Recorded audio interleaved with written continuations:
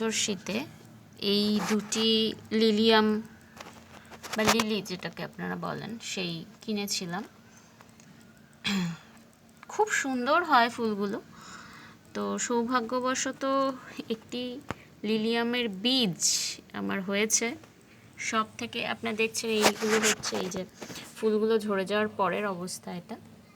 তো ফুল গাছটা এখনও রয়ে গেছে, অনেকেরই গাছটা শুকিয়ে যায়, তো এই গাছটা রয়ে গেছে। এটাই কিন্তু বীজ আসেনি, এখানে 3টা ফুল ছিল, হ্যাঁ, বড় বড়, কিন্তু এইটার বীজটা কিন্তু রয়েছে এবং গাছটা পুরো শুকিয়ে গেছে। এই যে বাল্ব থেকে আবার মাটির ভেতরে থাকা বাল্ব থেকে মূল থেকে আবার পাতা আসছে। আমি এইভাবে মাটির মধ্যেই রেখে দেবো সংরক্ষণ করে। অনেকে আলাদা করে রেখে দেন, কিন্তু আমি এভাবেই শেডে রেখে দেবো।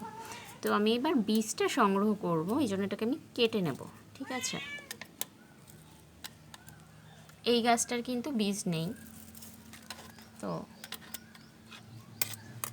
এটার বীজটি আমি কাঁচি দিয়ে কেটে নিয়েছি। এই হলো বীজ।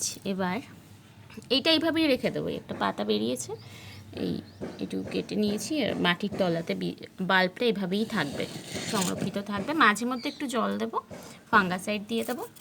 এবার আমি দেখব যে বীজটা কীরকম অবস্থা রয়েছে।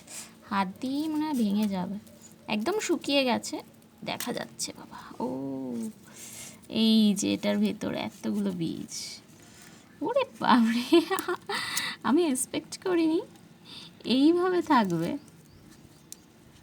কত অনেক অনেক,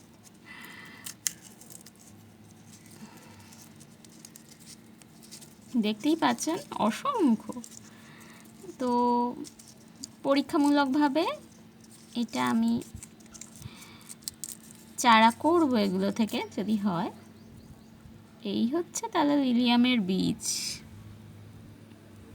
আচ্ছা, সাধারণত শুনেছি যেটা, যে বাল্বগুলো রেখে দিয়ে সেখান থেকে আবার পরের বছর হয় গাছ।